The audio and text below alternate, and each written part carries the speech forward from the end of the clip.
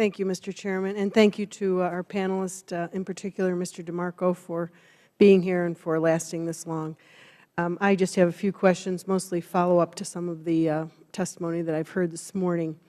You mentioned in your testimony, Mr. DeMarco, and my colleague who has since left from New York, talked about the need to retain, the need to attract quality employees. And so that was a justification for these incredible salaries and bonuses. But then you talked about, in many instances, salaries, what we pay people, it's almost irrelevant. Maybe they have a passion for it, maybe they have an interest in it, maybe they're just interested in doing the greater good. So which is it? I mean, which one do you think should be the motivation here for these salaries?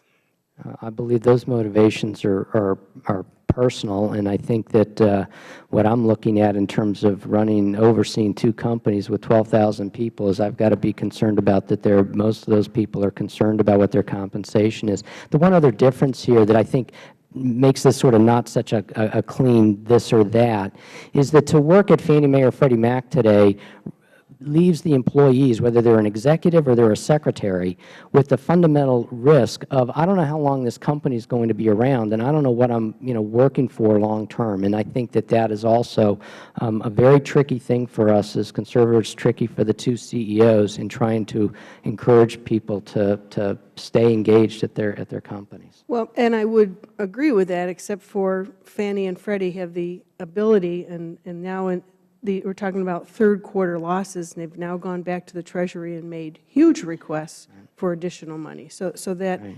But anyway, I guess my thought is maybe we need to reconsider if it's performance.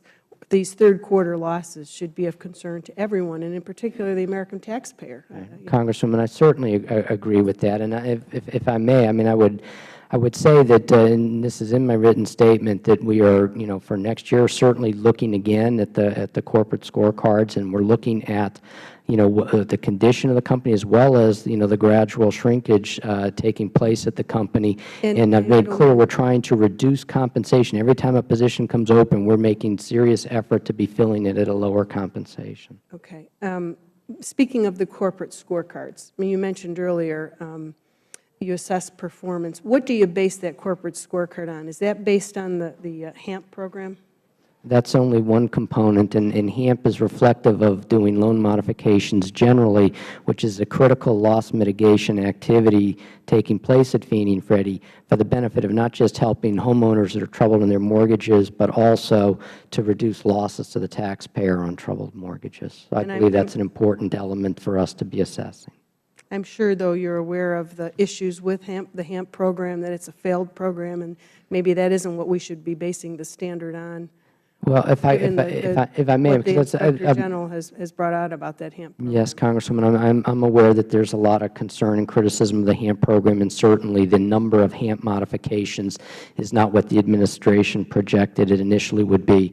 But I would point out that Fannie Mae and Freddie Mac had not just undertaken HAMP modifications, but in fact they're going much further, and we have been collectively working on an array of loan modification opportunities for homeowners that go well beyond HAMP, which is why it's been reported HAMP's done, whatever it is, 800,000 loan modifications. Fannie and Freddie alone have done just under 1 million permanent loan modifications, and the performance of those modifications has been quite good, and it has led to a reduction in taxpayer losses. So we're trying to go beyond HAMP, go beyond the limits of HAMP to offer homeowners a good opportunity respective of the taxpayer.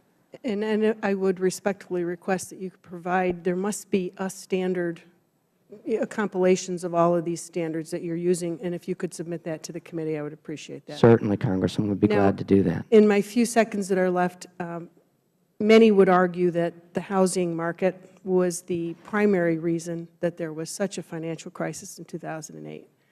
And so in response to that, the knee-jerk reaction was to pass Dodd-Frank, which we're hearing from our financial institutions, the community banks, the banks in general, what a difficult and onerous and regulatory unreasonable bill this is. And yet, Fannie and Freddie are not included or covered by Dodd-Frank.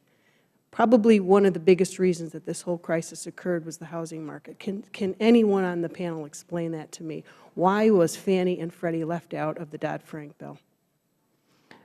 I can't explain it, but I certainly can say that it was a point of some argument during the development and debate regarding Dodd-Frank.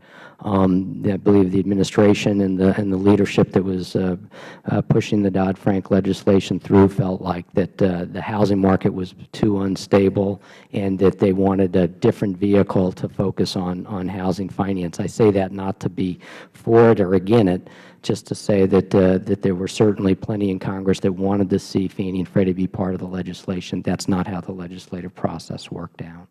Thank you very much, Mr. DeMarco. I yield back, Mr.